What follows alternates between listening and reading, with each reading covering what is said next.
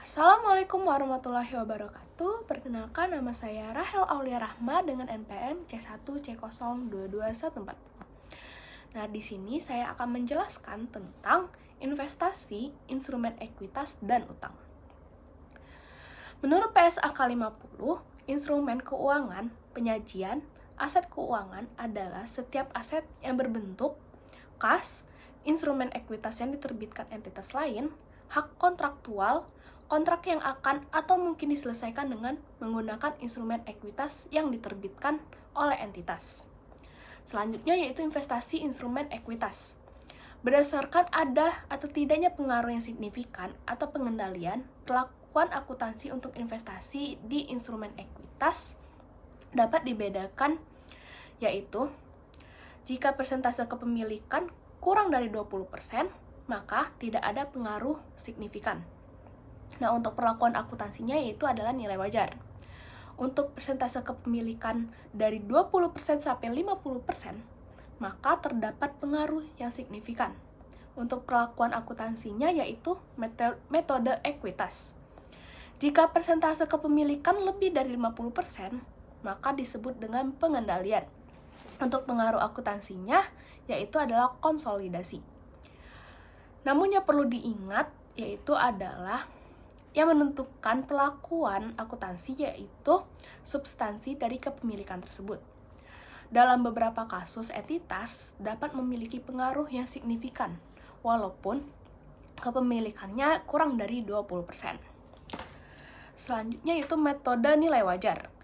Untuk investasi dalam instrumen ekuitas yang tidak menimbulkan adanya pengaruh signifikan, maka berdasarkan klasifikasi aset keuangan dalam PSAK 55, revisi 2014, investasi dalam instrumen ekuitas dapat dibagi menjadi yang pertama yaitu aset keuangan yang diukur pada nilai wajar melalui laba rugi. Yang kedua yaitu aset keuangan yang diklasifikasikan dalam kelompok tersedia untuk dijual. Selanjutnya yaitu metode ekuitas PSAK 15 revisi 2013, investasi pada entitas asosiasi dan ventura bersama mengatur akuntansi untuk investasi pada entitas asosiasi. Ada atau tidaknya pengaruh yang signifikan oleh investor atas investi umumnya dibuktikan dengan satu atau lebih cara. Yang pertama yaitu keterwakilan dalam dewan direksi. Yang kedua, partisipasi dalam proses pembuatan kebijakan, termasuk partisipasi dalam pengambilan keputusan tentang dividen atau distribusi lainnya. Yang ketiga, adanya transaksi material antara investor dengan investi. Yang keempat, pertukaran personil manajerial.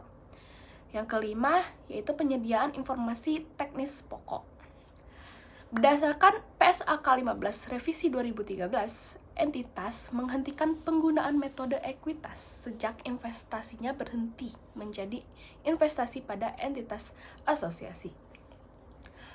Ketika entitas menghentikan penggunaan metode ekuitas, maka entitas mencatat seluruh jumlah yang sebelumnya telah diakui dalam penghasilan komprehensif lain yang terkait dengan investasi tersebut ke dalam laporan laba rugi.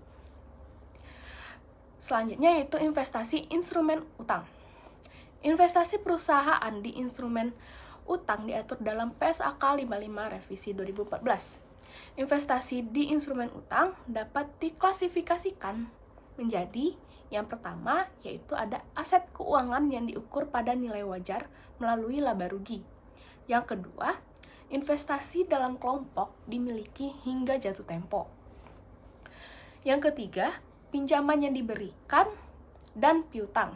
Yang keempat, aset keuangan yang diklasifikasikan dalam kelompok tersedia untuk dijual.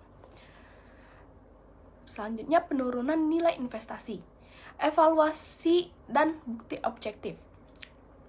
Pada setiap akhir periode pelaporan, entitas harus melakukan evaluasi untuk menentukan apakah terdapat bukti yang objektif bahwa aset keuangan itu mengalami penurunan nilai. Penurunan nilai telah terjadi jika terdapat bukti yang objektif mengenai penurunan nilai tersebut. Nah, pengukuran penurunan nilai terjadi jika jumlah tercatat aset melebihi nilai terpulih. Untuk investasi yang diklasifikasikan sebagai diukur pada nilai wajar, melalui laporan laba rugi, tidak perlu dilakukan untuk penurunan nilai. Hal ini dikarenakan perubahan nilai wajar untuk aset tersebut sudah diakui dalam laporan laba rugi periode berjalan. Sekian materi dari saya. Wassalamualaikum warahmatullahi wabarakatuh.